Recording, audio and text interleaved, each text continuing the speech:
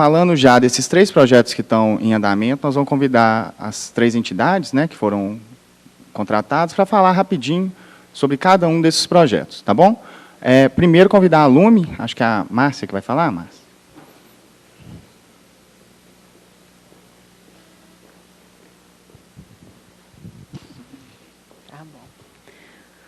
Bom dia, né, gente? Muito prazer, eu sou Márcia, eu vim representando a Lume Estratégia Ambiental, que é a executora do primeiro projeto, né, e está relacionada ao subcomitê do ONSA e do subcomitê do Arrudas, que é o projeto de valorização de nascentes urbanas. Pode passar o slide. Bom, o projeto, né, ele tinha como objetivo cadastrar 200 nascentes, na verdade, 100 para cada subbacia. Nós ultrapassamos esse número, né? Uma surpresa para a equipe, porque a quantidade de nascente que existe aqui em Belo Horizonte é realmente muito representativa, né? Então, nós chegamos a cadastrar 111 nascentes no ONSA e mais 182 nascentes no Arrudas, né? Bom, esse projeto ele visa, além de cadastrar as nascentes e mapeá-las, cadastrar os cuidadores dessas nascentes, quem são essas pessoas que estão por trás dessas nascentes, né, que preservam seus quintais, que têm as nascentes no quintal ou nas áreas, né, públicas, que nós também detectamos muitas em passeios, em calçadas também, né, e praças. E, além desses cadastradores, o plano de ação para 30 dessas nascentes. Então, dessas 30, 30 para cada subbacia, no total 60 nascentes. Dessas 60, então, está sendo feito o diagnóstico, né, o diagnóstico da situação, da realidade dessas nascentes, e desse diagnóstico, então, será elaborado um plano de ação, que será, então, o projeto executivo, o próximo projeto executivo, né, que passará pelo Comitê do Rio das Velhas. O próximo.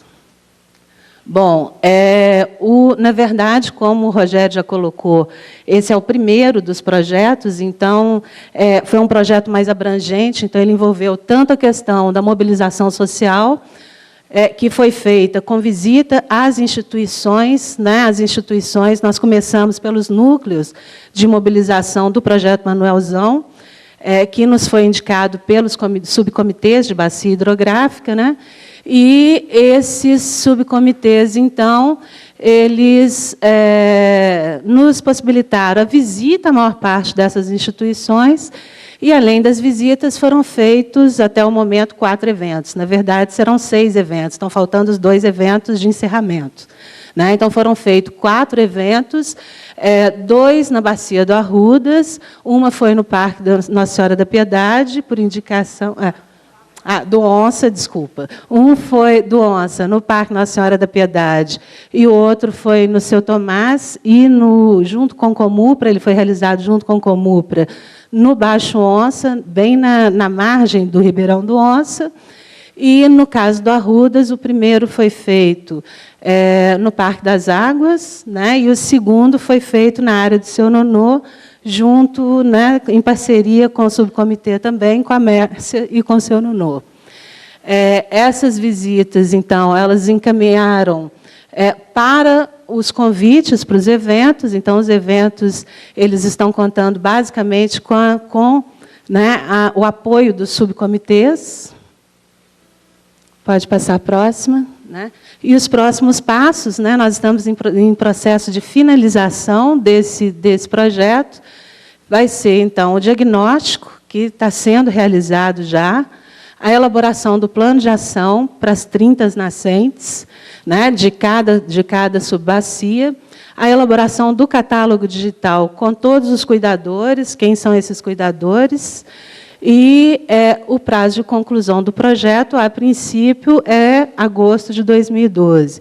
Só que nós sabemos que a finalização de toda essa documentação ela vai se estender por mais um tempo, uma vez que o projeto ele teve uma questão, né? Ele começou nas férias, então todo o processo de mobilização e de eventos ele acabou sendo, né, modificado em função da dificuldade que nós tivemos durante as férias mesmo.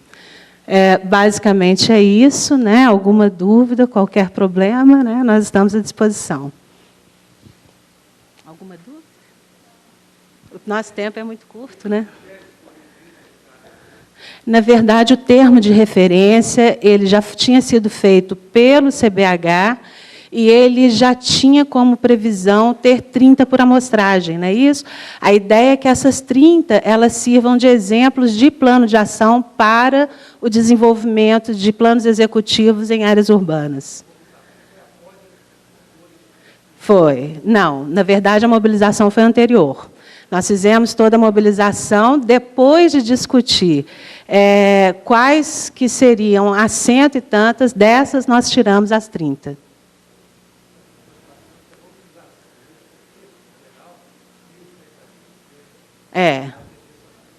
É verdade. Mas isso está sendo trabalhado, né? Isso está sendo discutido com cada cuidador. Eles já sabiam desde o início que nem todas as nascentes elas poderiam e que, na verdade, a gente estava selecionando a maior diversidade dessas nascentes para criar planos de ação que possam ser executados posteriormente também nas outras. Cria uma expectativa. Pode depois ficar negativa essa expectativa, né? Dependendo do tempo, nós perdemos a mobilização anterior. Exato. Mas, assim, como isso está sendo bem colocado para todos eles, até o momento nós não tivemos esse problema de a minha vai ser selecionada ou não. Né? Então, acho que está claro, eles estão, ao contrário, eles estão gostando muito do projeto e estão até acompanhando, né, para poder saber o que vai ser proposto para essas 30, para ver o que poderá ser implantado. Porque, ao contrário do que a gente pensa, gente, essa ideia do cuidador ela é muito nova. Né? Então, muitos têm medo. O que vocês vão fazer no meu quintal? Né? O que é que vocês vão colocar? E aí, nesse caso, muitos gostam, inclusive, querem acompanhar para saber o que vai dar para poder se envolver muito mais nesse processo do cadastramento. Quer falar um pouquinho, Cecília? Vamos trocar. Eu sou Cecília, sou coordenadora do projeto do Subcomitê Arrudas. Né? Eu tenho acompanhado esse projeto desde o início. Né? Não quer dizer, o senhor perguntou, e os outros? Não. Quer dizer, os 30 que foram selecionados vão servir de modelo. Tá? Não quer dizer que os outros não vão ser contemplados. Tá? Esses 30 serão os primeiros. Por quê? Porque eles têm que entregar o projeto, né, com esses 30, que são 30 no Arrudas e 30 no Onça. Por quê? Porque é um projeto que não existe. Né, eu já pesquisei, não existe projeto de proteção de nascentes urbanas, principalmente nas grandes cidades. Então, a gente está fazendo esse levantamento porque parece que o povo que mora nas cidades grandes, eles não precisam de água. E tem muitas nascentes. Então, a gente precisa proteger essas nascentes. Então, as 30 vão ser modelos. Foram escolhidas as 30 por quê? Tanto na montante quanto na horizonte. Esse espaço todo do Arrudas e também do Onça. Tá? Para ser contemplado. E, logo em seguida, vai continuar o projeto. Tá? Não quer dizer que vou parar. Só modelo. Entendi. Mudar essa mobilização grande, que aí tinha expectativa de 100, teve quase 300 das duas, não é isso? Então, tem aí um percentual baixo de execução no curto e médio prazo. E, realmente, nós somos humanos. A expectativa é grande, né? Se um cuidador estava lá, sem o Estado chegar perto dele, né? Ou qualquer ajuda externa, e chega, a expectativa aumenta, né? No curto prazo. A minha preocupação é a gente não perder essa mobilização anterior. Não tem dúvida que vai ser feito. Agora, o tempo que cada um espera é de cada um. Né? Essa que é a expectativa. Só quer dizer, o senhor não é o Estado. Não, diga assim. né? Eu quero dizer ao senhor que não é o Estado, né? Essas nascentes estavam lá, a gente conseguiu muitos cuidadores super importantes, sabe, que lutam para proteger as nascentes deles, né? Mesmo sabendo que o vizinho não quer, todo mundo quer. Então, mas isso vai continuar, porque é o primeiro projeto que existe em nascentes urbanas. Então, a gente está apanhando nisso, por quê? Porque não existia como a gente faz, como a gente vai conseguir proteger essas nascentes. Tá? Então, é uma experiência nova, é uma experiência que a gente está lutando para dar certo. Maria José, do Subcomitê ONSA. Sou uma das coordenadoras, né? Que nós somos as três, né? Nós somos o ONSA, nós somos 3 oncinhas na coordenação. Me perguntaram aqui sobre as 30 nascentes que já está fechado, que foram escolhidas, se tem o terceiro evento, se vai ser apresentado no terceiro evento, já escolheu antes? Aí eu respondi, e estou passando para todos, que essas 30 nascentes, elas vão ser apresentadas justamente no último evento, mas elas já estão sendo discutidas, quais são as 30 nascentes, foi com a coordenação, com a mobilização, o Grupo GEA, né, de Educação Ambiental do Subcomitê, que nós temos, e, após essa divulgação, essa escolha com os coordenadores e o Grupo do GEA, nós fizemos um encontro, pelo menos na Bacia, no Subcomitê ONSA, nós fizemos um encontro para confirmar, acrescentar outras, retirar, ver quais eram as necessidades, quais as diferenças dessas nascentes, como escolher mais. A maioria foram escolhidas de áreas particulares, porque trabalhar, numa hora dessa, montar ações com as públicas, né? Em áreas públicas, é meio complicado neste ano. E escolhemos essas 30. Só que essas 30 vão ser colocadas no último encontro. O último encontro, o terceiro evento, porque são 6, mas é por quê? São 3 do Arrudas e 3 do ONSA. Então, acaba que são 3 só, né? 3 eventos de cada. Então, essas 30 nascentes vão ser apresentadas, vão ser catalogadas. A nossa tristeza é porque não podemos atender a todas, né, porque são muitas. Os cuidadores, eles já conservam, eles já protegem. O que nós podemos também fazer, o que essa pessoa que cuida dessa nascente, é uma contrapartida para elas? O que elas poderiam estar ganhando em troca disso também? Isso também a gente está pensando, mas isso não é somente do subcomitê, do comitê, das ações o que nós podemos fazer com essas nascentes que estão sendo catalogadas, ajudar mesmo. Nós queremos propor ações e ajudando mesmo para eles, porque é muito bom saber que as pessoas cuidam ainda de nascente aqui dentro da área urbana. Agora, interessante, né, só ressaltando aqui, é que todas as etapas do projeto elas foram discutidas, né, com os subcomitês. Então, acho que isso é um processo muito importante para que os próximos projetos eles consigam, né, cumprir os objetivos, porque, como foi colocado no início, né, são sonhos, né, gente? E realmente executar sonhos não é uma tarefa fácil. Ou seja, se não tem a participação de todos, justamente fica complicado a gente conseguir executar esses sonhos. Acho que é uma coisa muito importante essa participação dos comitês e dos subcomitês. Sou Magda, eu represento a Copasa no subcomitê Arrudas e no subcomitê ONSA também. Só para complementar, que eu acho que a Cecília e a Maju responderam muito bem, só para complementar que o projeto ainda não finalizou e que toda essa mobilização dos cuidadores, o que a gente tem percebido nos encontros, que uma vez eles reunidos, essa mobilização acho que está cumprindo o papel realmente de valorizar não só as nascentes, mas os cuidadores. Então, o que a gente percebeu? Quando eles viram que não estão sozinhos nessa luta tão assim muitas vezes tão ingrata, né? Ainda mais nascentes urbanas, como a Cecília falou, não há na literatura projeto de valorização de nascentes em áreas urbanas, a gente só vê em áreas rurais. Então, uma coisa realmente inovadora, como que eles se sentiram reconhecidos e valorizados. E, no último encontro, o senhor Tomás, se me permite, né, que está aqui do Núcleo Santinha, ele já apontou um encaminhamento que pode ser tirado, inclusive, no fechamento do projeto, que é o depois, o e aí, né, que o senhor trouxe, que é importante, sim, essa mobilização, que pode ser a criação de uma, o senhor Tomás sugeriu, né, a criação de uma rede de cuidadores. Quer dizer, é importante que, ao final do projeto, a gente tenha encaminhamentos que mantenham, que a gente continue nesse processo de construção, de mobilização, que é constante. Então, trazer essas pessoas para os subcomitês, trazer essas pessoas, criar uma rede, quer dizer, a gente pensar em ações concretas, porque a continuidade que realmente é o principal.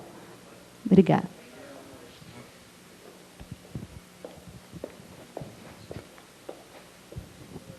Érica, Comitê Jequitibá.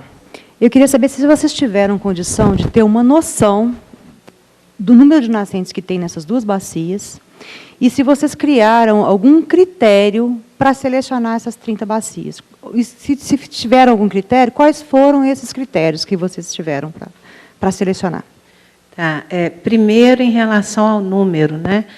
Nós trabalhamos, nós temos consultoria de um grande especialista hoje de nascentes em áreas urbanas, que é o Felipe Miguel, que já tinha, inclusive, sido indicado pelo próprio comitê como referência bibliográfica, e, segundo ele, né, nós poderemos ter mais de 1.000 nascentes em Belo Horizonte. Né? Então, você tem, assim, e é uma estimativa, ou seja, né, talvez até o próprio cadastramento ele nos forneça dados para a gente ver a distribuição espacial dessa nascente para fazer uma estimativa, mas a quantidade é muito maior do que a gente esperava. Né? Eu estou colocando aqui, nós colocamos 111 nascentes no ONSA, mas nós reduzimos aqui 56 que já tinham sido mapeadas, né? Inclusive pelo próprio Felipe. E essas 56, elas estão em parques, né? Especialmente em parques em áreas de unidade de conservação. Então, a quantidade ela realmente é muito grande. Vai carecer de estudos posteriores, depois que nós terminarmos esse trabalho, né, para ver, fazer uma estimativa. Mas eu creio que a quantidade que a gente mapeou já dá para fazer, chegar próximo a essa quantidade de mais de 1.000 a 2.000 nascentes só aqui em Belo Horizonte. Nos dois. Né? Aí ele fez uma estimativa para as duas bacias. Só de Belo Horizonte.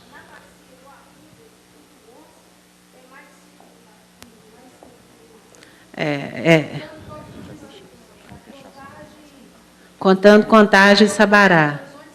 Ele tinha comentado antes desse estudo. Né? Eu imagino que, posteriormente, ele vai ter que refazer essas contas.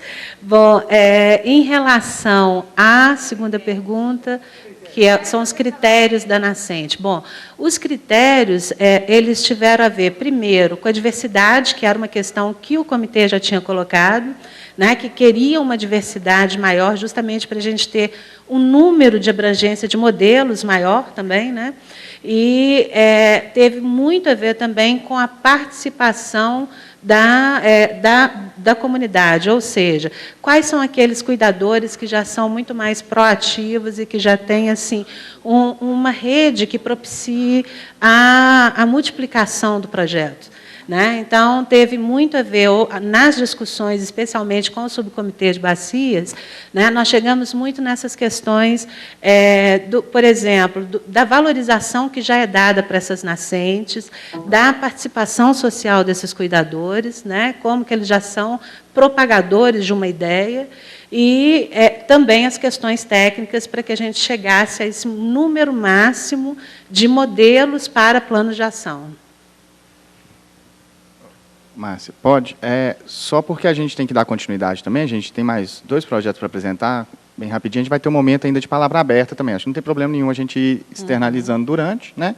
Mas que uma das demandas do encontro foi que ele tivesse mais tempo para discutir as outras ações também. Então, para a gente poder voltar, o pessoal está com o stand aqui da do valor projeto. do projeto, Então, a viu, gente pode tirar o material dúvidas está também. ali, nós temos banner, temos fotos, né? E quem tiver dúvida, a gente vai estar aqui o dia inteiro. Né? Infelizmente, não tem toda a equipe, porque nós estamos trabalhando no diagnóstico e no plano de ação, então a gente está fazendo revezamentos. Isso. Eu ia... Acho que está Marta também, acho que os dois estão levantados. Não sabe, não pedi abrir a palavra. Olha só, Márcio Contagem. Eu queria entender pelos próximos passos que o processo de escolha das nascentes está definido já. As 30, tanto do Onça quanto do Arrudas, já está fechado. Agora é só fazer o diagnóstico, partir para o passo do diagnóstico. Nós temos duas questões no fechamento dessas 30. A primeira é que nós já tivemos as primeiras discussões com o comitê e com o subcomitê, mas a segunda é que, no processo de retorno, né, nós temos alguns cuidadores que estão ficando receosos, então a gente pode abrir novas discussões. Então, não é uma coisa que está fechada. Né? Então, por exemplo, no próprio Onça já tinha uma, né, que a gente estava em discussão de remanejamento. Então, por exemplo, existe essa discussão de pública e privada, que é uma questão complexa, porque nós temos um núcleo, né, uma região que fica exatamente em Contagem, que é o Bom Jesus, Sim. E que tem uma escola que tem um trabalho muito bacana com cuidadores mirins de nascente. Então, a gente está discutindo, né, a gente está discutindo junto ao comitê e ao subcomitê a possibilidade dela vir a ser uma cuidadora de uma nascente pública. Então. Mesmo que qual que é um dos grandes problemas? Uma nascente numa área pública, a gente não sabe exatamente o que pode vir a acontecer com ela. Né? Amanhã pode ser uma rua, amanhã pode ser... Então, é uma coisa assim, complexa desperdiçar um plano de ação. Mas é uma discussão que está sendo construída, ela ainda não está fechada. Mas... Tá, eu tô colocando essa questão porque eu tinha entendido, tá certo? Por uma questão que é muito... Eu sou membro do subcomitê, mas até não tenho conseguido participar de algumas reuniões que a gente às vezes fica muito mais na ação do que na discussão, apesar que as duas coisas são importantes. Bom, mas eu tinha entendido que haveria dos encontros, como houve lá no Baixo Onça, houve no Médio, haveria um encontro lá em cima do Onça, como houve do Arrudas, para que no final dos encontros, né, esse volume, esse número fosse fechado, e não antes. Tudo bem que você abre a possibilidade de haver uma troca. Eu entendi que esse número só ia ser fechado lá em cima, mas está parecendo que não vai ser assim. O encontro que vai haver lá em cima, que eu estou chamando no Sarandi, lá em Contagem, é para efeito de apresentar o que já tinha sido decidido. Afinal, a ideia é que ela já seja apresentada. Essa discussão ela continua até o terceiro evento, mas a ideia é que no terceiro evento já sejam apresentadas as 30 nascentes com os seus cuidadores, né, e com os planos de ação. O que está em jogo, então, agora é só uma troca de um caso com o outro, né? Não é o volume, é um caso. Exatamente. Tá bom.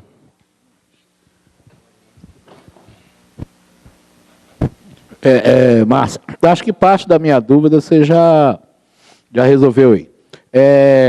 Quando nos informaram para a gente fazer um release para a mídia durante o evento, e a gente foi muito criterioso nisso, a gente perguntou qual que é o número de nascentes que tinham sido cadastradas na bacia do Ribeirão Onça. Então, esse número foi passado para nós em algo em torno de 150, quando já tinha sido anunciado antes 158. A gente já tinha indicado mais duas, não quis colocar 160. Aí mostra 111. Eu acho que tem que ter, mesmo que foi cadastrado por outra pessoa, não deixou de ser nascente e não deixou de estar cadastrado. Então, eu acho que tem que contar a totalidade. Né? Se nós identificamos 160, é 160, não é 111. Uma outra coisa aqui, que quando você fala da questão da discussão pública, o poder público, de repente ele pode fazer uma rua, de repente ele pode fazer isso, eu acho que há uma necessidade, eu tenho falado isso com o Rogério, direto e reto, do comitê aproximar do município, do comitê fazer discussão com o município. Isso não está acontecendo. aí está entrando em atrito toda hora fica parecendo que há um rompimento, que não está ninguém falando a mesma coisa, e há uma necessidade, porque senão vai ficar a prefeitura decidindo uma coisa, o comitê decidindo outra, e a comunidade que não tem nada a ver com isso lá no meio sem entender nada. Exemplo, quando eu levantei a questão da mobilização aqui, e eu acho que o Rogério não me respondeu o que eu precisava de ouvir, ele não me respondeu, eu continuo com essa dúvida, eu continuo batendo nisso, e eu gostaria que isso ficasse claro. Nós estamos falando agora da possibilidade de ter que fazer uma mobilização com 1.406 famílias da margem do Onça. Isso é agora, não é para daqui de 2013, não. Isso é agora. Então, eu gostaria de saber, claro, como que a gente vai fazer isso dentro do movimento ambiental. E deixar bem claro que o movimento ambiental urbano é diferente do movimento ambiental rural. Isso tem que ficar claro. Então, aqui a estratégia tem que ser outra, o pensamento tem que ser outro, a ação tem que ser outra. Então, há uma necessidade da gente pontuar isso melhor, definir melhor. Por que eu estou aproveitando e falando isso agora? Porque, provavelmente, devido a outros compromissos, não vou fazer aqui na Paratar. Mas estou deixando público essa minha dúvida que é recorrente. E gostaria que, de uma vez por todas, ela fosse respondida. Não adianta falar comigo, equipe de mobilização, vai, beleza, eu quero que fique claro, eu quero que as regras disso fiquem claras, que o encaminhamento disso fiquem claro. Eu vou te dar um exemplo, por que a gente cobra isso? De uma horta, nós trabalhamos com agricultura urbana também no Baixo Onça. O técnico recebe, a Emater recebe, o Sozé que trabalha com a enxada faz trabalho voluntário. Isso é injusto. Isso é injusto.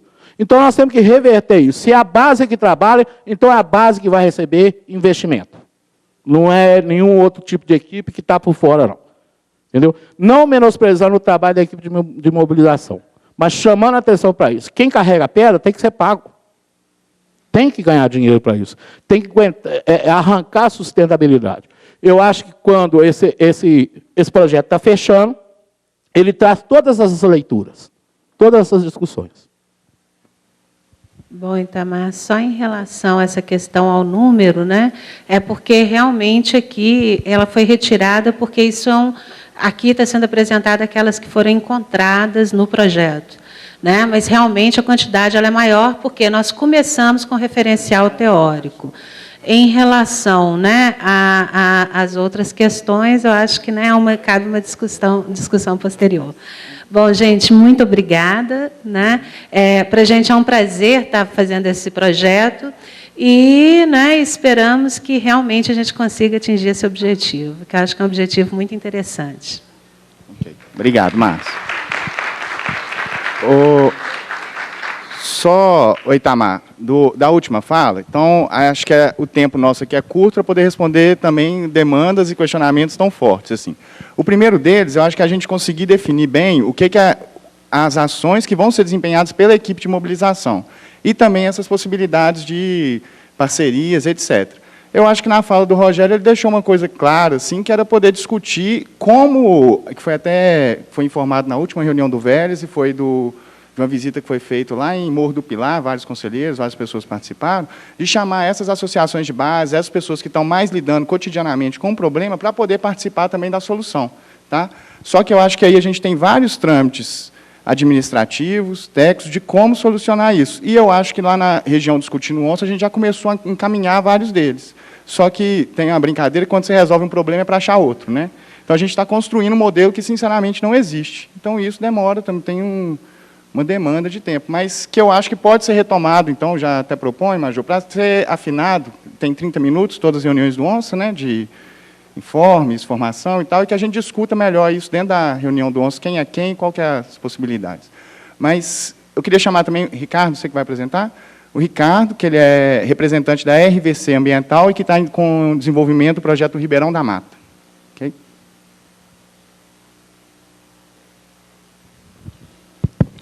Bom dia a todos. Meu nome é Ricardo Carvalho. Eu sou o diretor da Rio das Velhas Consultoria. E é um prazer muito grande ver que um trabalho já antigo já está dando muitos frutos, muita repercussão.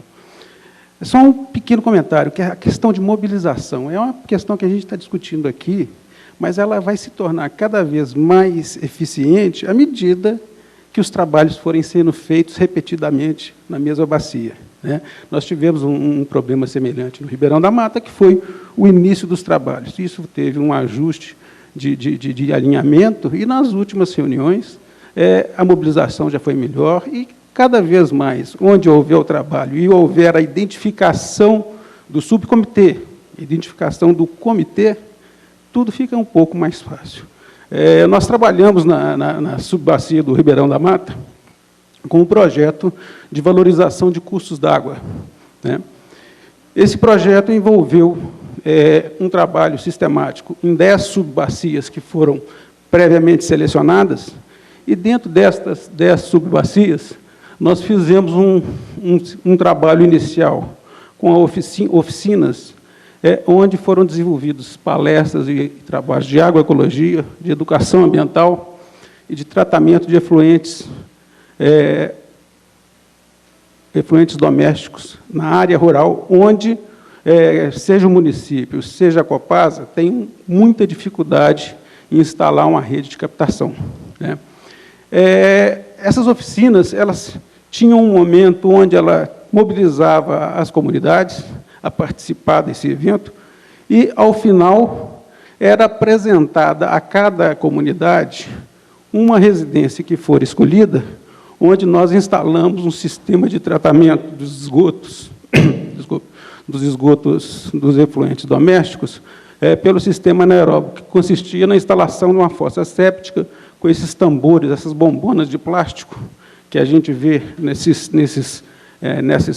locais de venda na beira da estrada, onde 3 bombonas foram instaladas, e ali fazia o tratamento anaeróbico do efluente, e esse tratamento, ao final, poderia ser despejado in natura, no solo, numa árvore, né?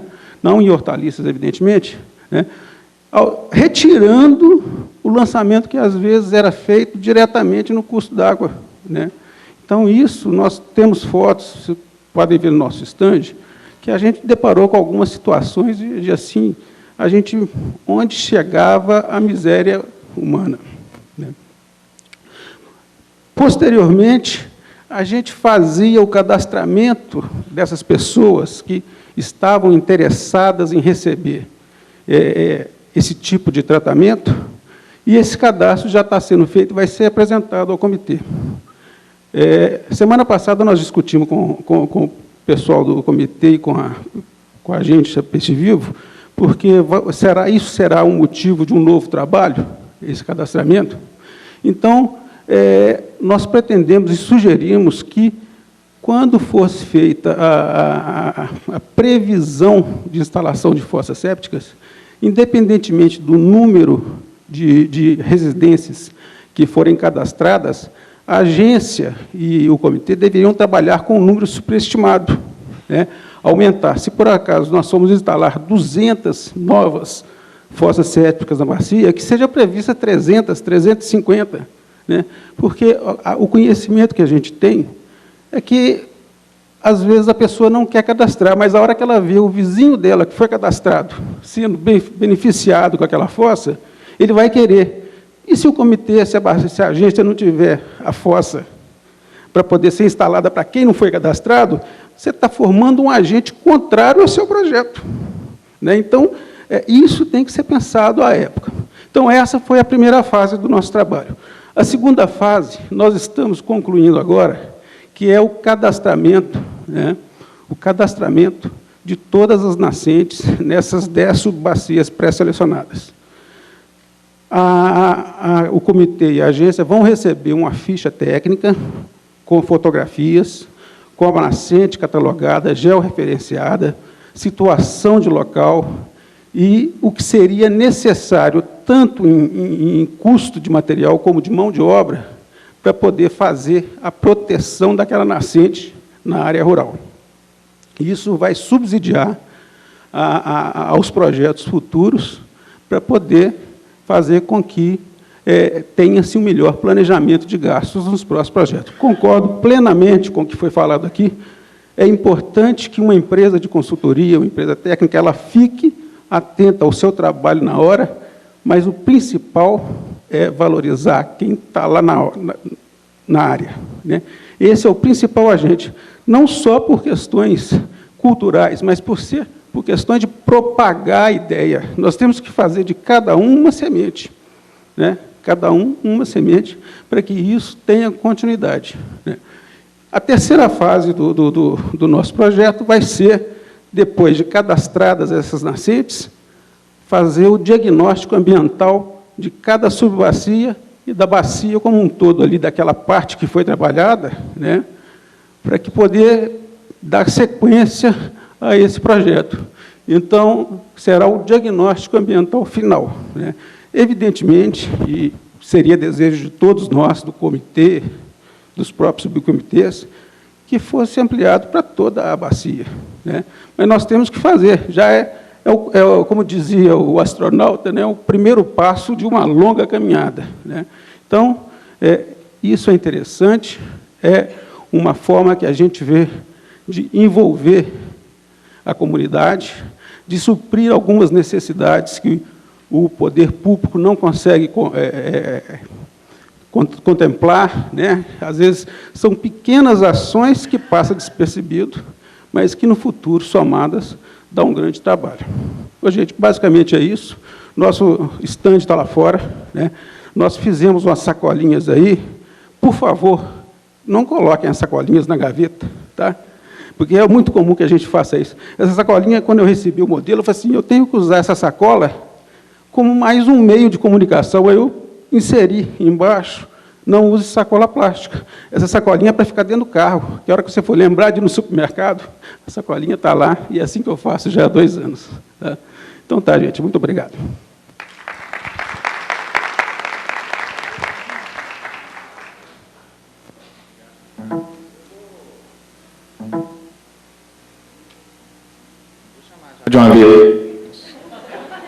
Vou chamar de uma vez a Mariana, que ela foi contratada, diferente da Rio das Velhas e da... Eita! Diferente do Rio das Velhas e da Lume, que são 2 entidades, pessoas jurídicas, a Mariana ela foi contratada por um edital de pessoa física para fazer o mapeamento e cadastramento de proprietários rurais que se interessariam em aderir ao projeto do Taquaraçu. Ok? Fique à vontade, Mariana.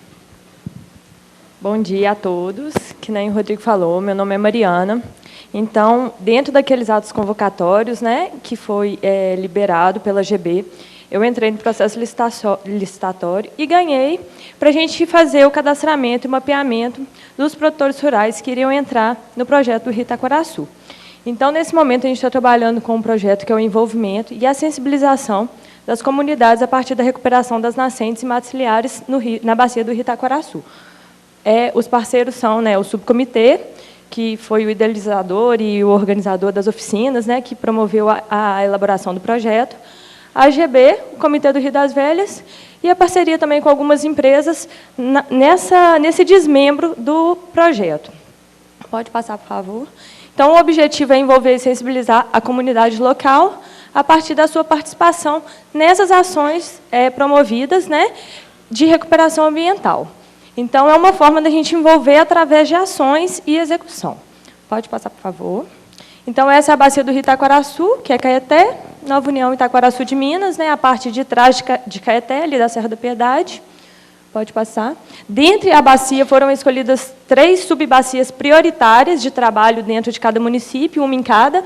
Então, em Nova União, a gente vai trabalhar com a bacia do Rio Preto, em Taquaraçu, o Córrego Furado, e em Caeté, a bacia do Ribeiro Bonito, que é uma bacia que a gente tem alguns conflitos pelo uso da água, então foi uma das bacias selecionadas.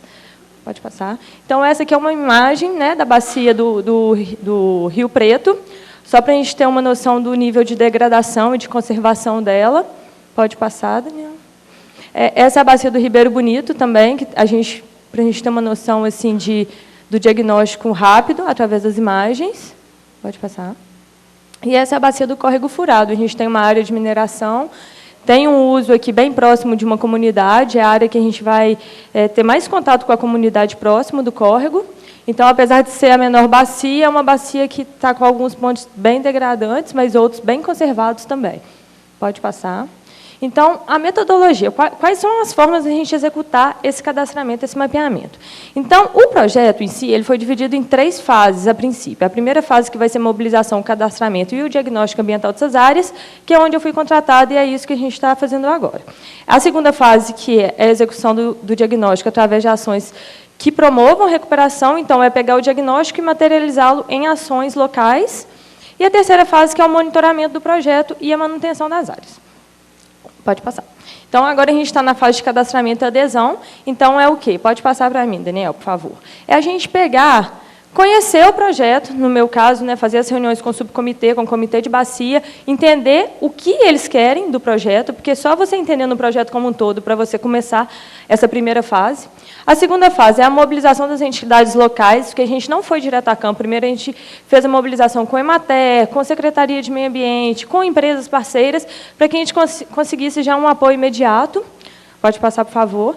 E a terceira etapa foi o quê? A visita às áreas e a apresentação do projeto em loco, para os produtores rurais. Então, é marcar as reuniões com os produtores rurais, fazer a apresentação, quando a gente não consegue a mobilização de todos em uma reunião, bater na porta de cada um, entregar o folderzinho do projeto, que já está também ali na recepção, né, aqui do evento, entregar o folderzinho, explicar o projeto, conversar, mostrar, pegar as dúvidas, passar essas dúvidas em forma de resposta e fazer a adesão desses produtores. Então, isso aqui foram uma série de reuniões, foram mais de 8 reuniões, mobilização e eventos, onde a gente conseguiu a parceria. Então, por exemplo, em Nova União, a gente trabalhou com o apoio da APA também, então a gente fazia as reuniões junto com a reunião da APA da Pedreira, que é feita pelo CMBio.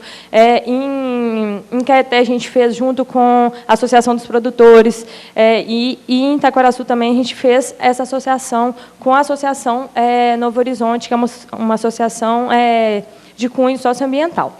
Então, nessas reuniões, a gente fez o mapeamento, pode passar, por favor. Isso aqui é uma nascente, né? Isso aqui é a gente indo, né, na porteira, encontrando os produtores, conversando, explicando o projeto, sempre com auxílio de membros também do subcomitê. Pode passar. Então, o que a gente espera, né, com todo esse trabalho que está sendo realizado agora? É um trabalho de 3 meses, eu fui contratada em maio, vou entregar o produto final em agosto. Então, a gente quer o quê? A coleta de dados que vão subsidiar a contratação direta da empresa que já vai executar o trabalho. Então, isso a gente vai conseguir o quê? 150 hectares de áreas a serem recuperadas, sejam nascentes ou matriciliares. A gente está trabalhando tentando fazer a conectividade entre essas áreas. Então, não é assim, temos 150 hectares, quem quer? Eu, uma área, um pontinho em cada lugar. A gente está tentando fazer com que essas áreas se conectem. Então, a gente vai de um produtor para o outro e até conseguir fazer um corredor ecológico é muito complexo de se falar, mas tentar unir com que essas áreas em recuperação sejam próximas. Então, a gente vai trabalhar hoje com 60 hectares na bacia do Rio Preto, que é em Nova União, 60 hectares na bacia do Ribeiro Bonito, que é em Caeté, e 30 hectares no Córrego Furado. Pode passar. Então, além do subsídio, né, da execução do trabalho ser mais exato, né, a gente espera, com esse trabalho, aumentar a condição de alimentação do lençol das nascentes, com a recuperação dessas áreas em degradação. A gente espera ter uma comunidade mobilizada para a manutenção e multiplicação dessas ações ambientais, né, que estão sendo promovidas pelo subcomitê, e uma comunidade sensibilizada quanto às práticas corretas de uso e manejo do solo, porque a gente trabalha com grandes áreas rurais, né, como se pode ver nas imagens. As áreas são, vamos dizer assim, 90% rurais, né, das áreas que estão sendo trabalhadas. Então, nesse trabalho todo, a gente sempre volta com o dever de casa. Toda área que a gente bate, fala, venha ao projeto, a gente sempre volta com o dever de casa. Então, a gente trabalha muito nesse processo também de educação ambiental. Então, a conversa que está sendo feita com esses produtores está sendo um canal muito aberto. Então, todas as dúvidas que eles têm, não só do projeto de recuperação de nascente, mas qualquer outra dúvida relacionada ao ambiente, eles chegam até a mim. E isso é uma forma muito legal de ser passada para o subcomitê, até como demanda, né, local dessas ações de recuperação. Pode passar. Então, é isso, assim, bem brevezinho, só um esboço do que vem sido desenvolvido aqui em parceria com o subcomitê na bacia do Rio Itaquaraçu. Se alguém tiver alguma dúvida, eu acho que a gente vai abrir no segundo momento, né? Alguém tem dúvida?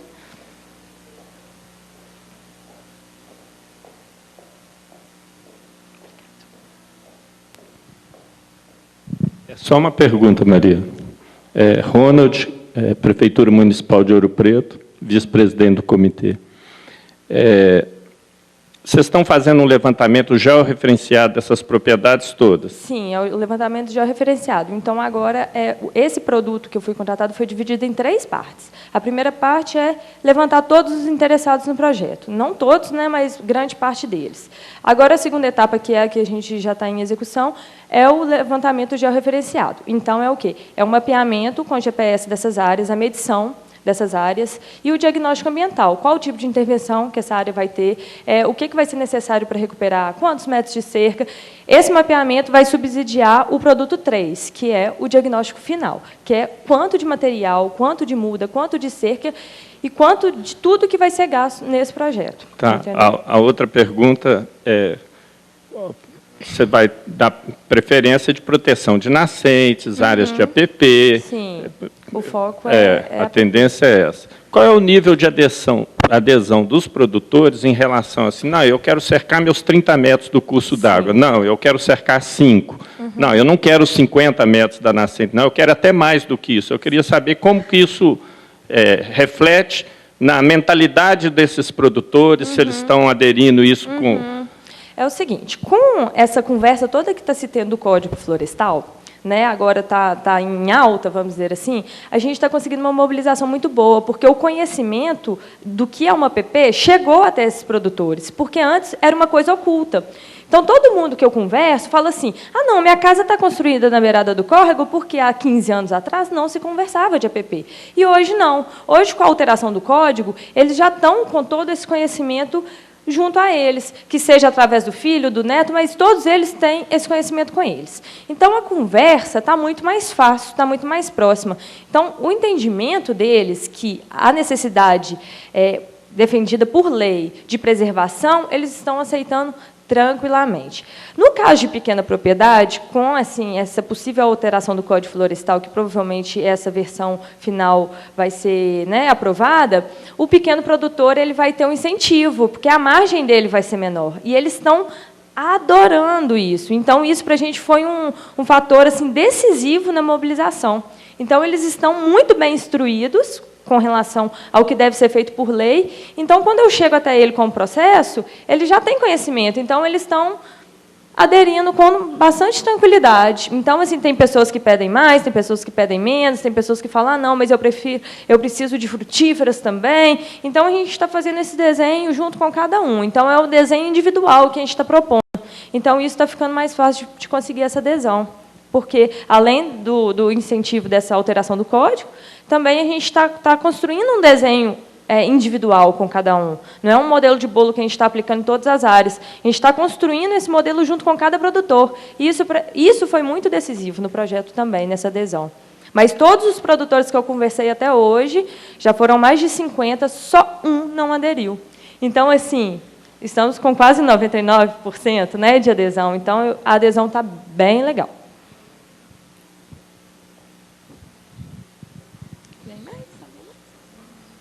Tá, muito obrigada, gente. Bom dia.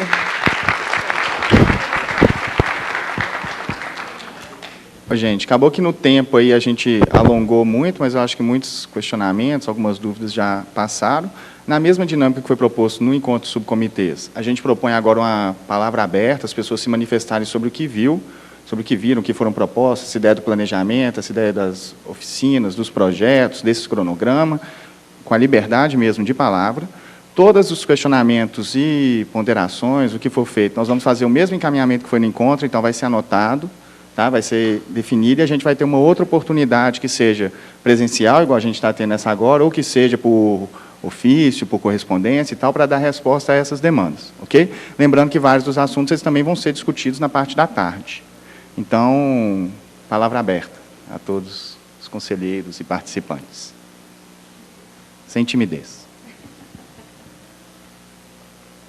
Nossa.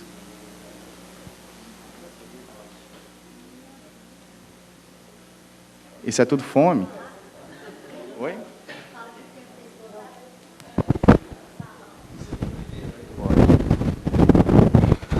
Eu quero dar um testemunho. Recentemente, nós fomos convidados para participar de uma palestra, de um seminário promovido pela Emater, o Enio, que faz parte do conselho, lá no município de Santa Luzia, na fazenda Água Limpa. Lá foram construídas várias barraginhas, ou bacia de captação, como a Emater usa o termo, e terraço em curva de nível. E antes de iniciar o trabalho de campo, o Enio fez uma apresentação do que seria bacia hidrográfica. Eu confesso que eu estou no comitê há algum tempo, eu nunca vi um material de tão boa qualidade, né? Então, eu vi, depois que foi feito o trabalho de campo, alguns roceiros como eu chegar e dizer assim, olha, agora eu entendi melhor o negócio de bacia hidrográfica. Porque aí eu vi que, por que isso não seria a primeira fala de qualquer deslocamento de subcomitê para conversar no meio rural. Você tem que começar pelo começo. Eu acho que mostrar da forma que foi feito aquele trabalho, que eu acredito que tenha sido feito a 4 mãos, né, muito bem feito, é uma sugestão que eu deixo aqui para cada um dos 14 subcomitês pensarem nisso. Quando chegar no meio rural, dizer para nós o que é bacia hidrográfica. Ok? O Enio é conselheiro do comitê, deve estar aqui, espero, hoje à tarde, né? Mas está registrado, viu, Sebastião? Vamos pedir ele para nos assessorar nisso. Eu acho que a Mércia está inscrita. Infelizmente ou felizmente, eu continuo na mesma angústia. Por quê? Eu participo há vários momentos, né, em várias atividades ambientais, e todas as vezes que eu venho aqui numa reunião do Velhas, eu fico na mesma situação, sabe? Então, assim, a questão é o urbano e o rural. E aí, o Itamar saiu. Eu acho que, se tiver jeito de, nos mini cursos de capacitação que for ter, a gente delinear isso, porque o que acontece? O foco, a gente está caminhando para uma história que eu já vi no passado, junto ao Manuelzão. O que a gente vai discutir para os córregos que estão na área urbana e o que vai ser discutido para os rios que estão no rural.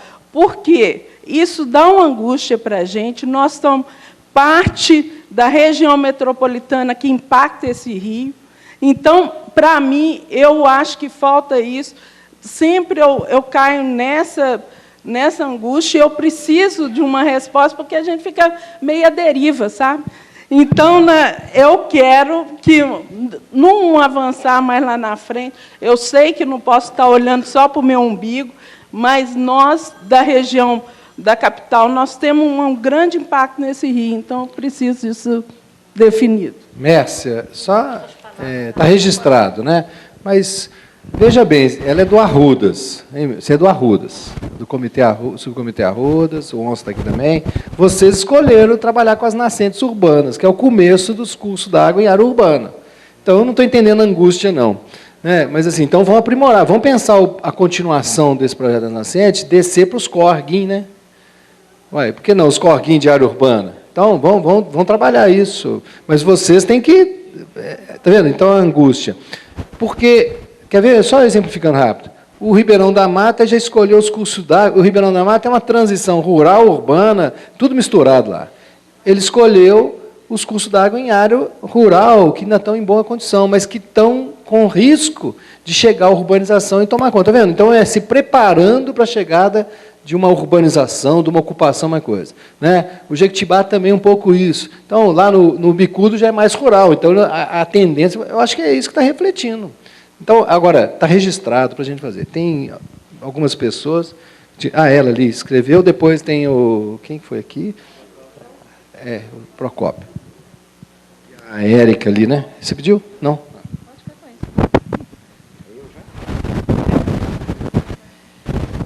Sou representante do Comitê do Ribeirão da Mata, do município de Lagoa Santa, e a minha dúvida é em relação às UTEs, né? A minha dúvida é sobre do subcomitê do Córrego Bebedouro. Como que vai ser essa transformação? quando que isso vai ser sacramentado, como que vai ser os andamentos do projeto. Ok. Na última reunião que teve em Lagoa Santa, acho que você não estava, não. Acho que não tinha representante da prefeitura. Nós fizemos uma apresentação um pouco mais detalhada desse assunto da unidade territorial Karst, que é onde o bebedouro está. Então, tem uma ampliação do bebedouro.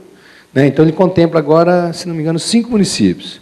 Além de Lagoa Santa, Matozinhos, Pedro Leopoldo, Funilândia e Prudente de Moraes. Né? São trechos desses. Sendo que Funilândia, a sede, como Lagoa Santa, são os dois que a sede está dentro da unidade. Né? Então, a gente fez essa apresentação, explicou as razões, como é que foi construído o processo das 23 UTS, que foi aprovada na reunião do comitê, se não me engano, antes do 18 de abril, acho que foi no início do ano, 6 de fevereiro, e aí, 9 de fevereiro. Né? E aí, fizemos uma programação que a gente vai fazer visitas nesses outros municípios, levando a proposta, né, da ampliação, para poder eles entenderem, não entrar assim, cair meio na linguagem popular, né, cair de paraquedas. Alguns já conhecem, outros não. Né? Tem representante do comitê e de subcomitês que já participam. Por exemplo, eu citei Funilândia, né? É o caso. Mas outros municípios talvez precisem fazer visita aos locais, aos povoados dessa nova unidade, para poder levar. E aí se faria, depois dessas visitas, se faria uma reunião específica para juntar os atores todos, os representantes todos, para remontar o subcomitê com a nova territorialidade, ok?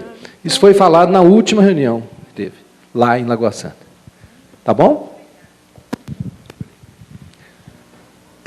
Procópio, de novo, Ribeirão da Mata.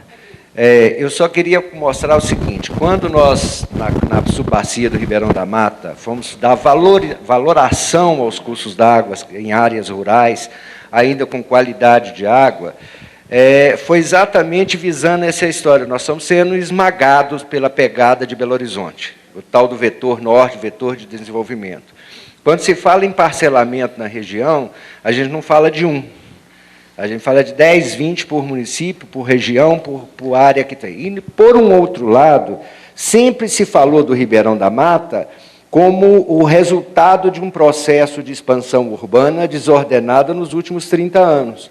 Então, muitas vezes, a gente fala só do caos urbano, do modelo de ocupação indevido do território, e a gente vendo que esse modelo continua se repetindo como algo que ainda não mudou a mentalidade.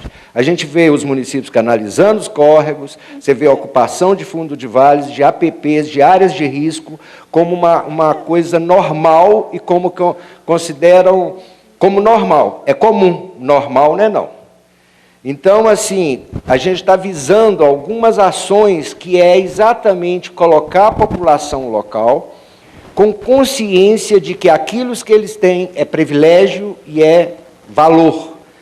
Nós temos 2 balneários, eu chamo de balneário, que são 2 cachoeiras em pleno funcionamento, 400, 500 pessoas por final de semana, por dia em final de semana, ainda tomando banho em água do Ribeirão da Mata. Parece absurdo, mas isso existe lá.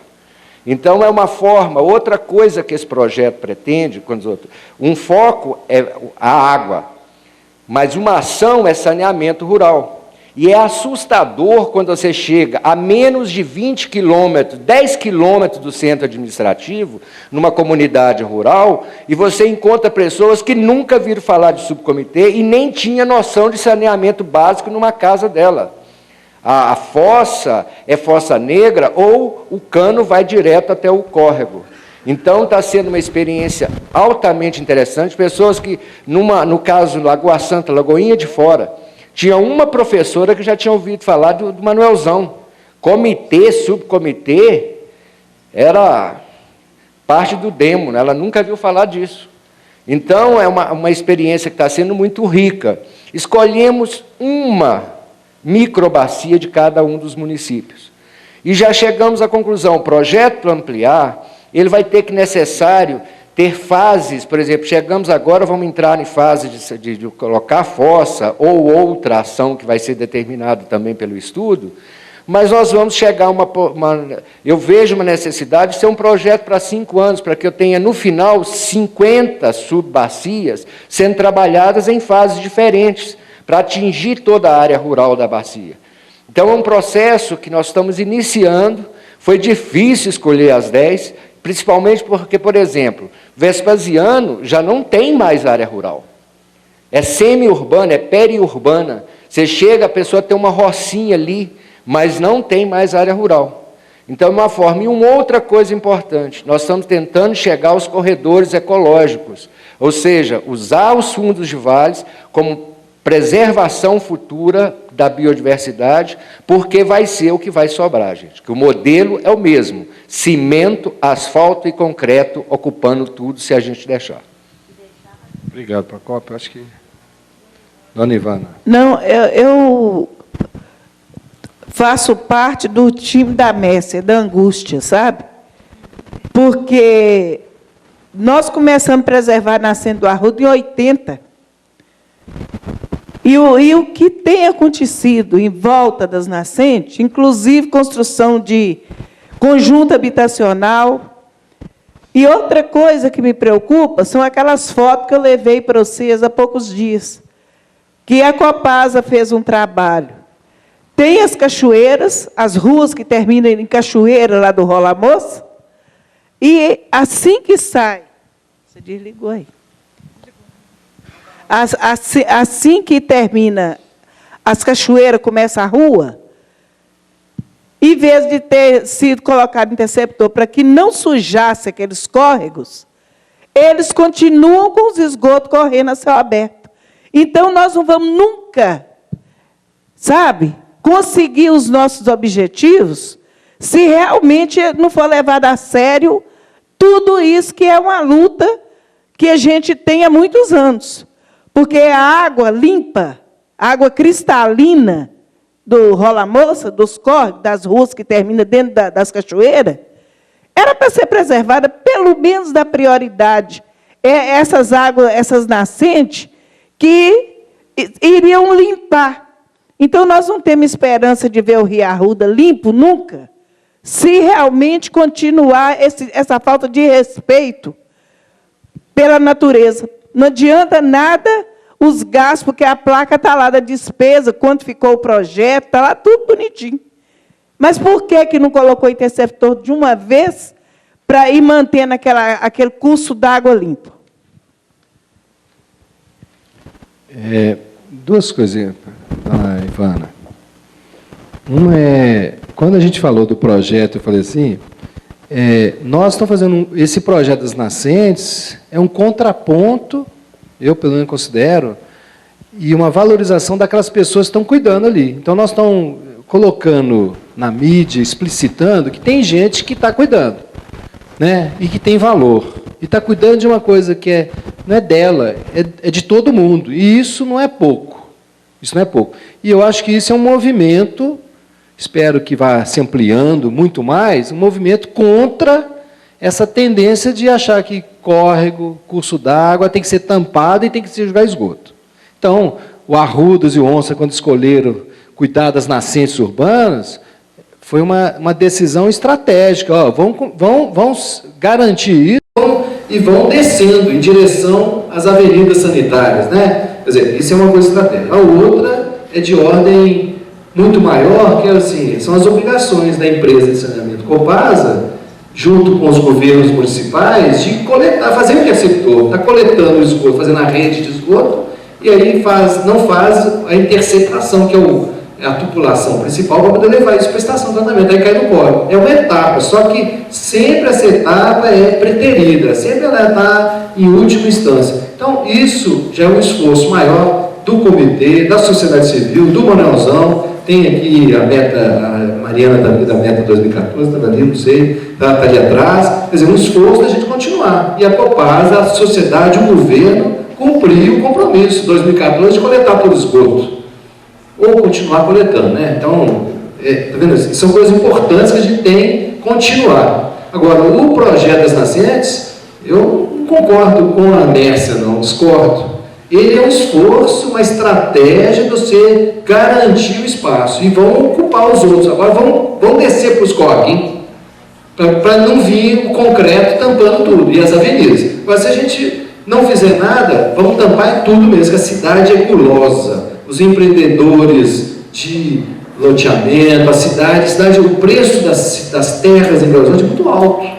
Isso vale muito. Então, sacrifica-se bem público, sacrifica-se corte, sacrifica-se nascente para construir e vender. É isso, o jogo é esse. Então, a gente tem que valorizar essas pessoas. Tem até na Prefeitura de Belo Horizonte, que eu sei, tem uma possibilidade de você isentar, diminuir o IPTU para aqueles que cuidam. Então, uma outra etapa do projeto desse seria, vamos valorizar as pessoas, vamos ajudá-las a ter isenção do IPTU, para ela ver, além de eu ser valorizado, eu cuidar de um bem que é de todos, eu ainda tenho uma isenção de IPTU, pagamento por serviços ambientais. Eu vi o Poliano pedindo ali no projeto do Anelzão. Tinha alguém? Mércia?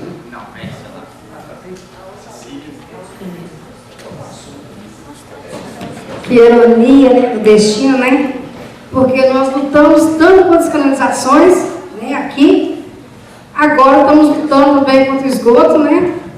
As nossas nascentes, né? Mas, Mércia, não fica triste não, porque a gente já deu alguns passinhos, né? A canalização também é parada, né? Com muita luta, a não ser eles acabando de fechar a tampa do caixão do Arrudas, mas nós já temos solução porque o cérebro do Arrudas ainda está vindo. Mas, por ironia, né, falando em esgoto, o IML joga resíduos líquidos de cadáveres no Arrudas. Isso aqui, que é um absurdo maior do que isso aqui, é uma que saiu segunda-feira, terça-feira, né, e quarta-feira. Isso aqui é um absurdo, gente. Resíduos de cadáveres, eles lavam os cadáveres, jogam tudo no Arrudas. Além de jogar no esgoto, joga na rua também. As bocas de lobo. Que mundo nós estamos vivendo tentando limpar nossas águas, né? Como que nós vamos conseguir limpar o Arrudas para chegar no Velhas? Se o próprio, aqui ó, né? O órgão público faz isso, imagina quem não faz. Imagina os empresários que não fazem. Né? Se o órgão público, como né, o IML, está jogando, aí vai para o Ministério fala, não tem jeito, eu não posso fechar ele. Por que eu não posso fechar? Porque não tem lugar para levar os cadáveres, não tem outro lugar para fazer a lavagem dos cadáveres. Não, eu tenho que jogar no Arrudas mesmo. Tem que jogar no Arrudas. Por que não?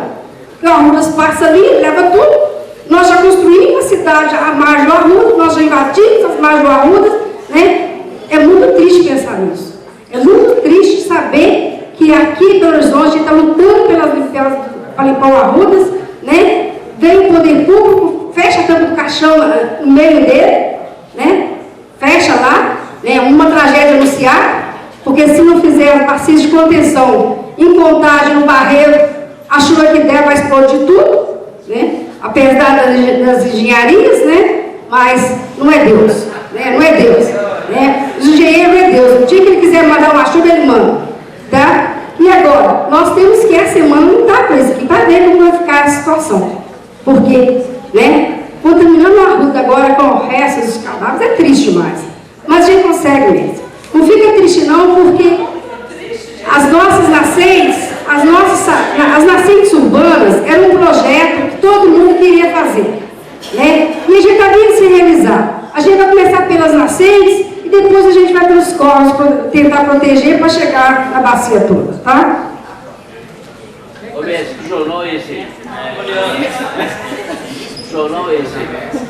em dia, segunda, terça e quarta.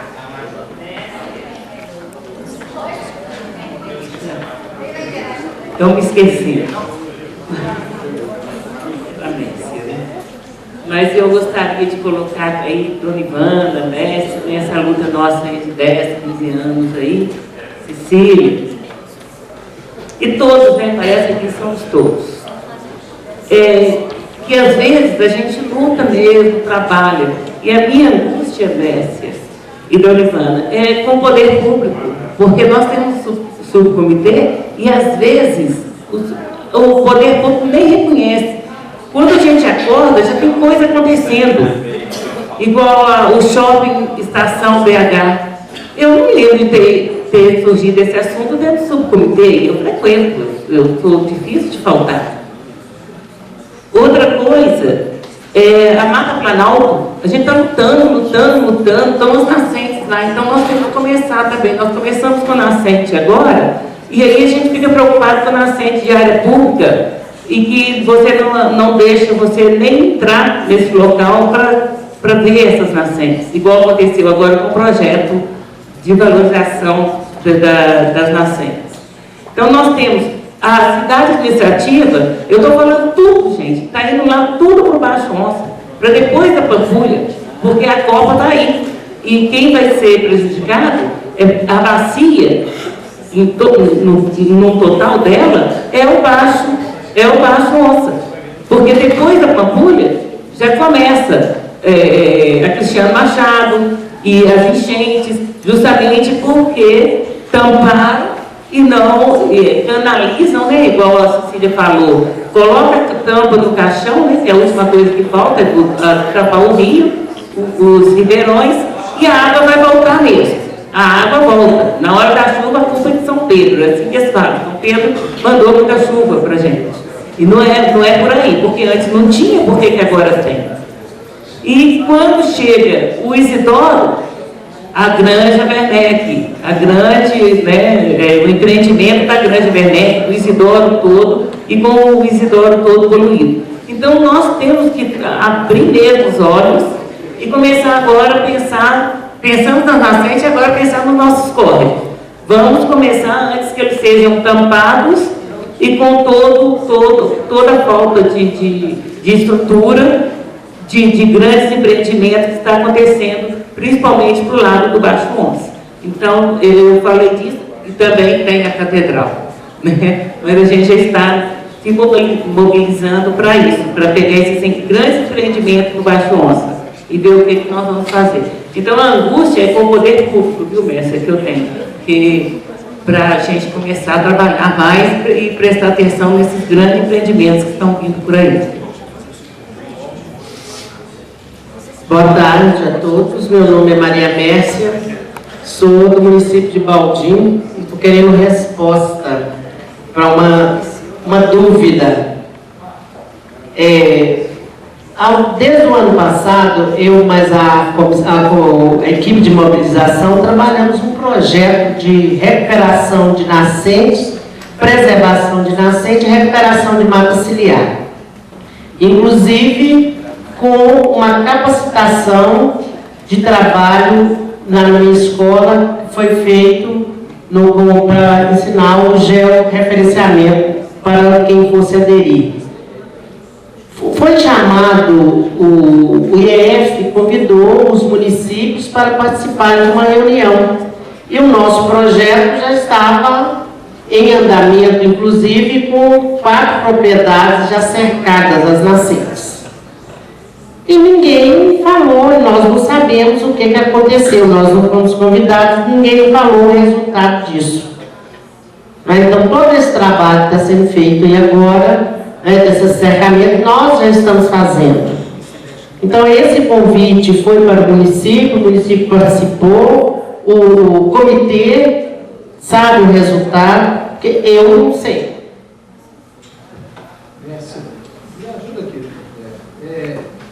Aquele levantamento foi feito lá no município de Baldim. Nós parece que fizemos nós ajudamos no cadastramento dos proprietários para o IEF fornecer o material para os proprietários. Aí sim. Uma outra dinâmica que vocês já não participaram. Convidou o município para fazer aquilo que já estávamos fazendo. Ô, Mércia, logo após aquela reunião que nós fizemos junto ao CODEM, né, nós chamamos o IEF, né, para fazer a apresentação de um projeto de um fomento que tem para a bacia, né, que é o FITRO 149. Né? Então a gente fez aquela parceria que eles estavam sem técnicos para ir para campo. Né? A gente propôs disponibilizar um técnico, fomos para campo, preenchemos todos os formulários, né, que estão dentro do projeto, entregamos na gerência, né, de 7 Lagoas para o Júlio. A gente tem esses 4 produtores rurais cadastrados e já foram protocolados por ele. Aí ele iria fazer os encaminhamentos, que era visitar a área para estar liberando esse material. Até hoje também a gente não tem uma notícia disso. Né? Se os produtores receberam, se não receberam, como que está. Aí eu fiquei sabendo depois que teve uma reunião com as prefeituras, onde estavam sendo atendidos pelo FII do 149. Também nós, do comitê, não fomos convidados para essa reunião. E eu não sei assim, o resultado, como que ficou essa questão. Tá? Bom, gente, meu nome é Silvio, eu respondo atualmente pela Coordenadoria de Fomento, do IEF, Regional Centro-Norte, Sete Lagoas, e o que eu posso dizer é que todos os pedidos relativos a esse programa, FII do 149, têm sido atendidos. Tá? Então, estou estranhando muito, na realidade, essa reclamação, porque isso não existe. Estamos lá à disposição para atender, e quem tiver interesse pode procurar, porque o programa, em princípio, já está quase sendo completado. Então, é fundamental que as pessoas nos procurem, liguem, nos procurem, né? Nós estamos lá totalmente à disposição, e se tiver alguém que não foi atendido, é só entrar em contato conosco. Não existe qualquer dificuldade. Tá? Esse tipo de crítica aqui, em princípio, ela não procede. Estamos à total disposição. Tem o meu e-mail, silvio.fonseca@meioambiente, estamos lá completamente à disposição. Essa crítica ela não procede. Estamos lá à disposição, existe material. Agora, quem tiver interesse, que proceda a uma rapidez nesse sentido. Aproveitando, né, já que o órgão que eu represento foi citado, eu gostaria aqui de, como cidadão também, participar da angústia, né, colocada aqui por outras pessoas, porque, como engenheiro florestal, né, advogado, especialista em direito ambiental, em planejamento de gestão ambiental, eu quero dizer o seguinte: eu acho que nós temos que acordar para o quê? Para a importância da educação ambiental como a principal ferramenta para a mobilização social, para toda a mudança que tem que acontecer. Porque senão nós vamos ficar patinando, gastando recursos, gastando tempo, fazendo retrabalho, uma série de coisas, e se nós não buscarmos agir efetivamente no sentido de utilizar a educação ambiental como a principal ferramenta de conscientização e de mudança de comportamento. Tá? Então eu proponho, e esse material que eu estou aqui com ele já foi repassado ao coordenador lá da bacia do Cipó, a qual eu represento, para ser, acredito, repassado ao pessoal do CBH Velhas, e eu vou ter o prazer de repassar isso para a Mariana, como uma contribuição de um cidadão técnico, mas principalmente cidadão, que dentro da sua pouca condição, ele faz jogos ambientais, tá? Com os quais a gente tem vários temas, são 5 temas, tá? Problemas ambientais urbanos, problemas ambientais da maneira geral, unidade de conservação, o que se pretende com isso? Que a criança brincando, através do lúdico, do prazeroso, né, ela venha a internalizar, reforçar conceitos ambientais que a escola a gente já nota que está tentando. Então nós temos, no meu entendimento, como técnico da área ambiental, de aplicar nisso. Imagine que cada um desses subcomitês tivesse, né, um material desse aplicado à sua realidade, distribuído nas escolas, tanto urbanas quanto rurais. Não seria algo maravilhoso? Isso não seria muito mais fácil a gente fazer a mobilização em um tempo muito menor do que ficarmos patinando, e o nosso estoque de bens ambientais acabando? Né? Desculpe, né, a minha... Ei, Silvio. Oi. Obrigado, viu? Depois nós vamos conversar ali para saber dessa reunião que teve lá, dos municípios. A gente continua instruindo, viu, Messi? Bom. Olha, eu gostaria de dizer para o Silvio que não foi uma crítica que eu fiz. Eu só queria uma resposta, não é? Se alguém, ele como respondendo pelo órgão, pudesse dizer por que o IEF disponibilizou material, sim, está lá no pátio, não é? Agora, quando teve esse segundo momento, eu fiquei de fora, talvez porque eu já não fazia mais parte do CODEMA, talvez foi para a Secretaria de Meio Ambiente.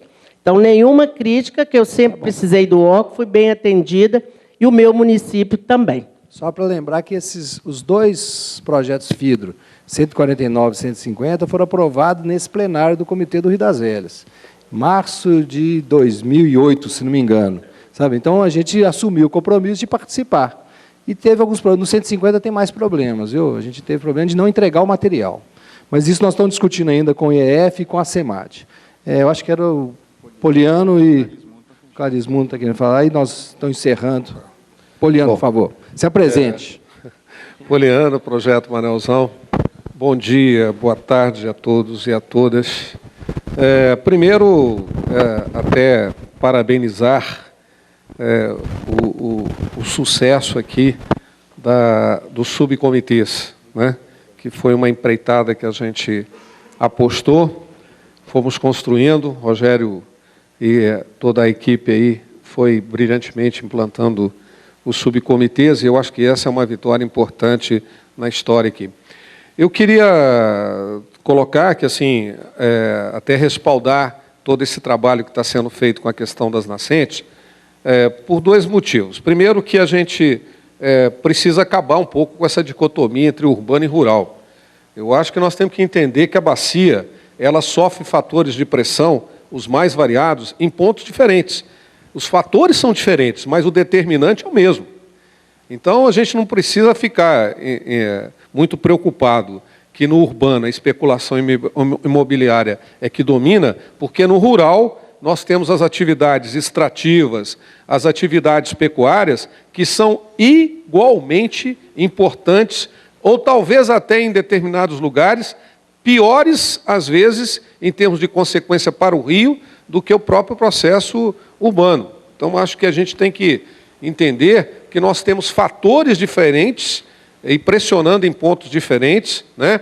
Uma coisa que a gente tem batalhado muito com a questão do Estado, Meta 2014, nós queremos nadar no rio, é o seguinte: nós temos que começar também a desfocar dessa situação simplesmente da poluição difusa, ou melhor, da poluição dos esgotos, e começar a encarar esse problemão aí, que é a poluição difusa, que até, né, foi citado aqui o problema, a mesma coisa que o ML está fazendo, os postos de gasolina estão fazendo, os nossos carros estão fazendo, os hospitais estão fazendo. Então, nós temos uma empreitada muito grande, as mineradoras estão fazendo, não, e tem as mineradoras também. Então, quer dizer, é todo um conjunto de poluições que nós temos que, fontes poluidoras, que nós temos que encarar.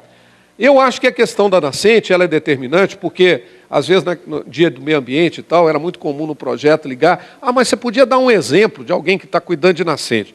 E a gente tinha dois, que era seu Nono e a dona Ivana. Então, quer dizer, acabou que eram os dois exemplos que a gente tinha de cuidadores de nascente. Agora, pelo menos, a gente sabendo que nós vamos ter mais 120 nascentes em uma bacia, né? Mais 100 e tantas na outra, então nós vamos poder, com muito mais orgulho, falar que nós temos muito mais nascentes, e se nós queremos realmente cumprir a meta 2014, que é tirar o esgoto de dentro do rio, há que correr a água dentro do rio. E é mais um motivo pelo qual nós temos que mostrar à cidade que as nascentes têm que continuar alimentando os rios da nossa cidade, né? Inclusive, até uma ironia aqui, porque é o seguinte, não sei se vocês sabem, o projeto Drenurbis, que era um projeto para revitalizar fundo de vale aqui, durante um certo tempo a prefeitura, inclusive, queria chamá-los de nascentes, projeto Nascentes, né? Exatamente para destacar a importância dessa questão dos corpos d'água. Então, eu quero reforçar que é um caminho. É como o Rogério falou, e eu acho que isso é importante, a gente começar a entender que os cursos d'água também nascem dentro das cidades, que as cidades têm que cuidar deles, desde a nascente até a foz. Essa questão do caminho que ele faz na cidade, como bem disse o Rogério, e eu fico já resignado que ele, na visão de engenheiro, já tem a avenida sanitária num outro conceito, né? Que essa questão das avenidas sanitárias gradativamente sejam demolidas do nosso cenário. Agora, se a gente começa pela nascente e queremos levar até a foz, nós temos que ter o caminho. Então, eu acho que esse é um bom caminho, de começar a mostrar que os rios nascem, nascentes, correm afluentes até chegar ao rio principal. Então, esse é um bom caminho para mostrar para a cidade e para a gente conseguir começar a trabalhar coletivamente. Tá? Só respaldando aí. Bom dia, eu sou o Clarismundo Benfica, eu sou da sou do ICMBio, gestor da APA Morro da Pedreira. Eu tenho só mas tanta fala boa, né? Eu estou aqui, minha cabeça está maquinando aqui, porque fazer gestão de unidade de conservação de uso sustentável, né, onde permite pessoas estar dentro, é muito rico. Né? E ver essa bacia de 23 milhões de hectares, né, 28 milhões de hectares, né, eu faço gestão de 97 mil hectares, então a gente... Deixa eu levantar aqui só, segura para mim, por favor. Desculpa. A gente vê essa riqueza, aí eu tenho uma pergunta, eu não sei, eu só sei que dentro dessa bacia nós temos 3 unidades de conservação federal já constituídas e estamos constituindo uma quarta agora, que é o Gandarela.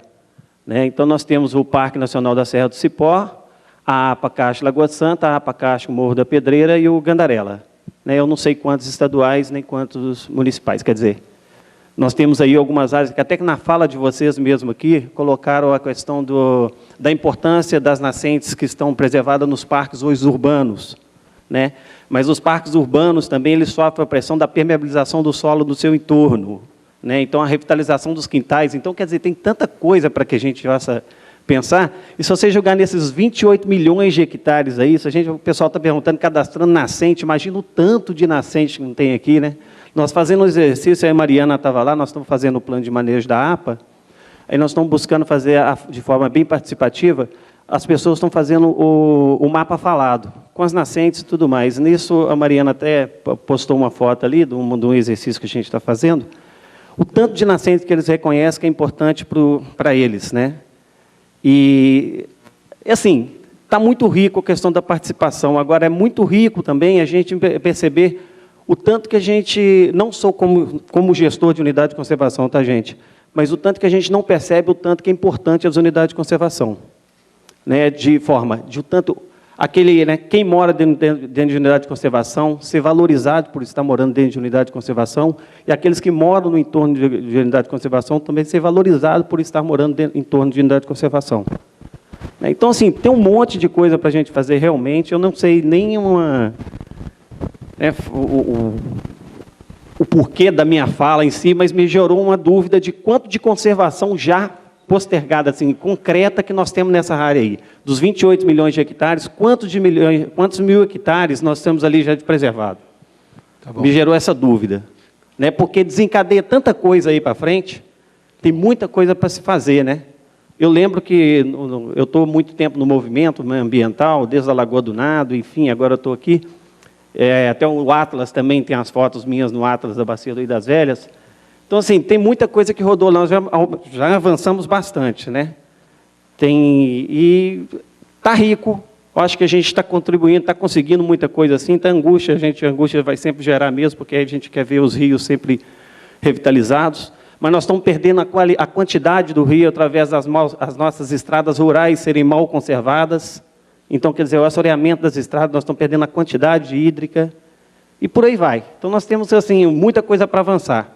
Né? Espero que avancemos com uma velocidade maior daqui para frente. Bom, Clarismundo, obrigado. No plano diretor vai ter o levantamento, a atualização, né, do plano diretor. Uma das atualizações que tem que ser feita é das áreas de conservação, as unidades de conservação estaduais, municipais, tudo isso vai passar a fazer parte, então a gente vai ter mais elementos e a atualização disso. Tem uma última pessoa inscrita aqui, é o Zezinho aqui de... já estão com o microfone lá. Zezinho, por favor, você que pediu a palavra, né? Pode vir cá na frente, por favor. Ele pediu a palavra, ele é do subcomitê do Rio Cipó, mora nas barrancas do Rio Cipó. Morador das barrancas lá, eu lembro do Elomar. Com você, na sequência, a gente já estamos encerrando aqui essa primeira etapa, muito obrigado a todos, e o almoço já está no ponto. A Daiane quer dar um aviso, antes dele, acho que é antes. Eu só gostaria de solicitar a todos vocês que estão com crachá, que não forem participar na parte da tarde, que passem no credenciamento para devolvê-lo, e os que forem permanecer, que também passem por lá para assinar a lista de presença da plenária, que a lista vai ser outra. Muito obrigada. Zezinho do Cipó. Bom, gente, bom dia a todos. Meu nome é Zé Geraldo, conhecido por Zezinho do Cipó. Como vocês podem ver, eu sou um homem do campo, um trabalhador rural, embaixador de raiz, plantador da semente, porém, quase sempre ausente da colheita matriz. Mas, mesmo assim, muito me agrada ser um sertanejo, um privilegiado por estar lidando diretamente com a terra, com a mãe natureza. E, além disso, Deus foi muito generoso comigo e me concedeu, né, o dom da escrita, com rima e sequência de raciocínio. E aí, por causa desse dom, né, eu ando por aí, me camuflando em versos, tentando me equilibrar no rampado mais fascinante mundo das letras, das artes, e assim levar, né, às pessoas as proezas e mazelas do singelo, mais autêntico povo sertanejo, do povo trabalhador, lá na terra, lá no mato. E, por esse motivo, eu sou membro do Clube de Letras de Sete Lagoas e também sou membro conselheiro do subcomitê do Cipó.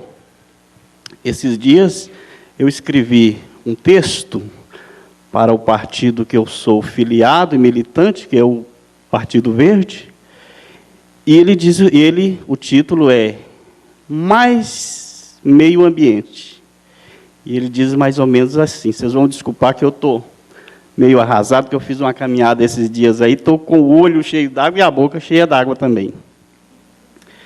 Então ele diz mais ou menos assim: pois é, minha gente, cidadãos e cidadãs, no momento é preciso pensar e agir com sabedoria em defesa da terra e suas inúmeras espécies, incluindo a própria humanidade, pois o mundo se encontra numa enorme encruzilhada e o futuro nos parece inseguro. A natureza agoniza, os sinais avolumam, mas aquele ser humano superficial, historicamente desobediente e ambicioso, permanece inerte a tais prenúncios, vegetando no negrume da ignorância. É plausível que nossos feitos protagonizem os novos tempos, mas também é sábio temer o abismo, pois a luz, de tempo em tempo, interrompe as trevas, mas não debela de vez a escuridão. Cabe a todos nós, agora já, a fineza da reflexão, e ainda que tardiamente preservar, despoluir, abolir o que não presta e não nos é conveniente, a luxúria, o consumismo, o desperdício, etc. Cabe a nós a decência de limpar a terra, preparando-a para uma nova safra, sem guerras, sem misérias, sem corrupção e sem poluição, pois, de fato, com projetos, metas, diretrizes e norteamento adequado, ainda dá. É necessário que lancemos um olhar mais atento e responsável sobre a bandeira da realidade, desenhada e disseminada com bravura pelos amigos do planeta, hoje aqui muito bem representados pelo Manuelzão, pelo CBH Velhas e subcomitês, pelos órgãos ambientais constituídos, IEF, EMATER e demais órgãos, lançar um olhar mais atento e responsável sobre essa bandeira da realidade e fazer deste símbolo nosso amuleto frente ao propenso descarrilamento prematuro do manto azul gigante. A natureza é sábia, exuberante e generosa, porém, sob nossos pés, à mercê de nossos atos, se torna imprevisível, indomável, voraz. Respeite, restaure, preserve a natureza, ou pereceremos com ela. as questões ambientais e das águas, a sustentabilidade e a justiça social, a partir da erradicação da fome e doença no mundo, já é há várias luas nossa missão tão essencial, tal qual o pão nosso de cada dia. Então façamos isso, nós podemos, nós merecemos, ora pois. Valeu?